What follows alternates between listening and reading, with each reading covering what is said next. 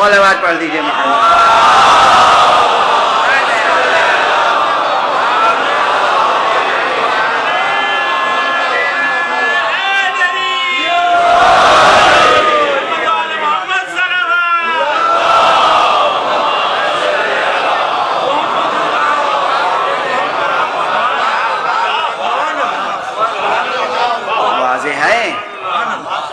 اس چیز کو ذہن سے نکال دیجئے کہ فطرت بنیاد ظلم ہے، فطرت معصوم ہے، فطرت میں عدالت شعاری ہے، فطرت میں عدالت پسندی اور عادل پسندی ہے. یہ کج فطرتی ہے جو انسان ظلم کرتا ہے. اور یہ کج فطرت کیسے ہوتی ہے؟ اس کے بہت سے اسباب ہیں، ایک سبب نہیں ہے. یہ نہیں کہ صرف ہمیشہ ماں ہی کی خطا ہوگی، کبھی باپ کی بھی ہو سکتی ہے. یہ نہیں کہ ہمیشہ باپ کی خطا ہوگی، ماں کی بھی ہو سکتی ہے. یہ ضروری نہیں کہ ماں باپ کی خطا ہو. ممکن ہے کہ پیدائش کے بعد جس آغوش میں پرورش پائی ہو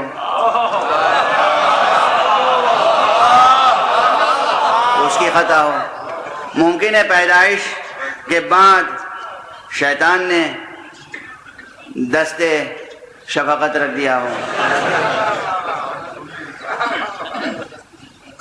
ممکن ہے جس مکتب میں تعلیم حاصل کی وہاں کوئی ایک ایسا عنصر ہو.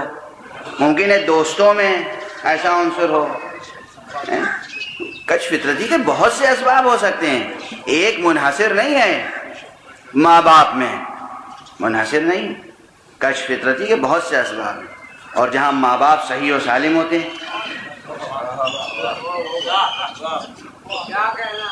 اسی لیے ہم کہتے ہیں پروردگار کو معلوم ہے کہ اپنے نبی کو کہاں پیدا کرے.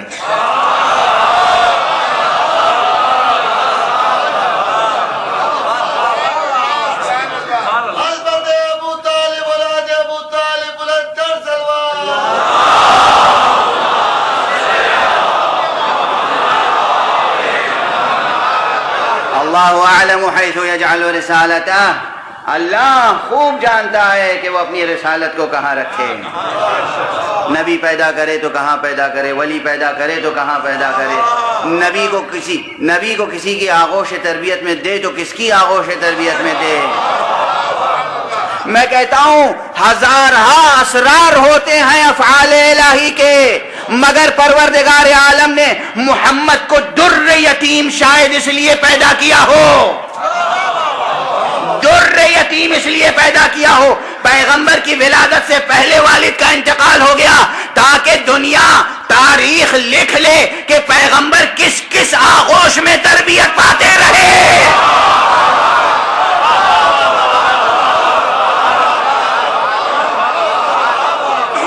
ابو عبد المطلب کی عظمت بھی سامنے آ جائے، ابو طالب کی عظمت بھی سامنے آ جائے،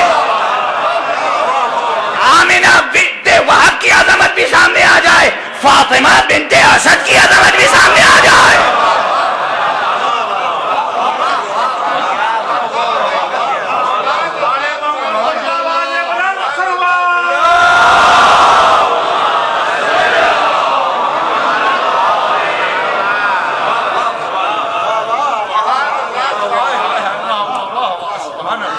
یہ دو ہستیاں وہ ہیں جو مظلوم ترین ہستیاں ہیں تاریخ کی.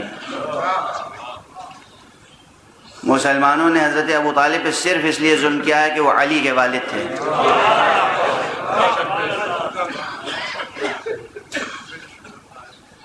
مشرکوں کی اولاد نے، کافروں کی اولاد نے علی ابن ابی طالب کا زخم جن جن کو لگا تھا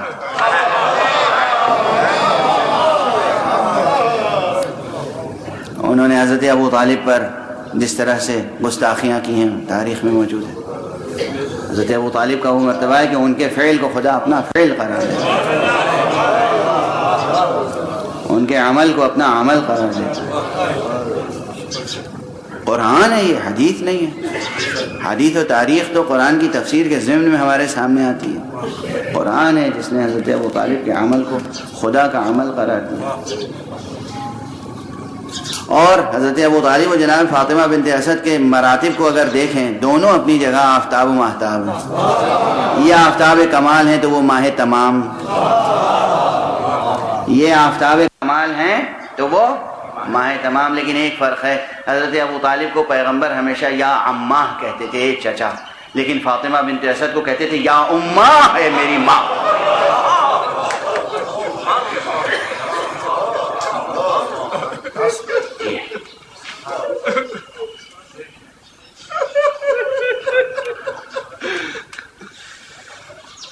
ذرا ضبط کیجئے کچھ اور عرض کر سکوں، حالانکہ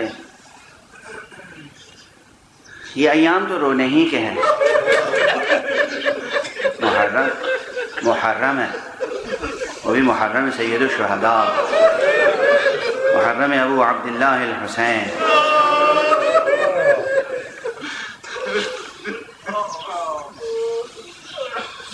یہاں ایک بات عرض کر لوں اور پھر بات کو آنے رہا ہوں۔ فطرت سلیم ہے، فطرت فطرت الہیہ ہے، فطرت فطرت توحید ہے۔ اس فطرت کے میزان کون ہے؟ معصوم افراد تو ہیں، جو نبی ہیں، انبیاء جتنے ہیں وہ سب میزان فطرت ہیں۔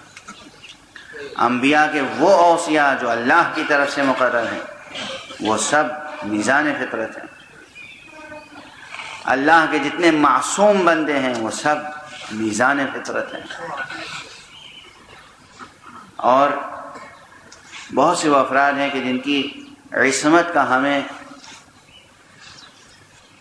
کسی سمعی دلیل سے، کسی نقلی دلیل سے، یعنی کسی حدیث سے، کسی روایت سے، کسی آیت سے ہمیں علم نہیں حاصل ہو سکا کہ وہ معصوم ہیں، لیکن ہم دیکھتے ہیں تو وہ ہمیں معصوم ہی نظر آتے ہیں۔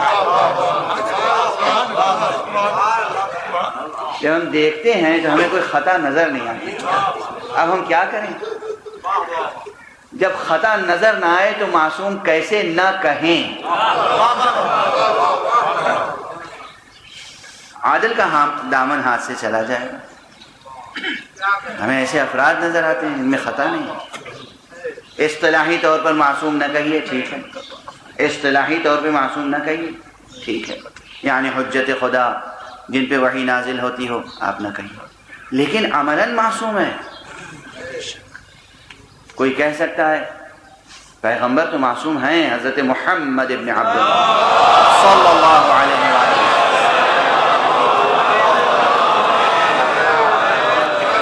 معصوم ہیں، مگر آپ کے والد جناب عبداللہ کیا کہیں گے ان کے بارے میں؟ مسلمان بہت زیادہ پیغمبر کی خاطر سے احترام کرتے ہیں تو کہتے ہیں کہ وہ دین حنیف پر تھے، وہ موحد تھے، مشرک نہیں تھے، وہ بت پرست نہیں تھے، نبی کے ماں باپ مومن ہوتے ہیں۔ نبی کے ماں باپ مومن ہوتے ہیں، یہ تو اپنی جگہ، کس پائے کے مومن ہوتے ہیں، کس درجے کے مومن ہوتے ہیں، اور وہ بھی جس پائے کا نبی ہوگا اس کے ماں باپ بھی اسی پائے کے ہوں گے۔ جو نبی مقام ختم نبوت پہ فائز ہوگا اس نبی کا جوہر پروردگار کہاں رکھے گا، کس صلب میں رکھے گا، کس رحم میں رکھے گا؟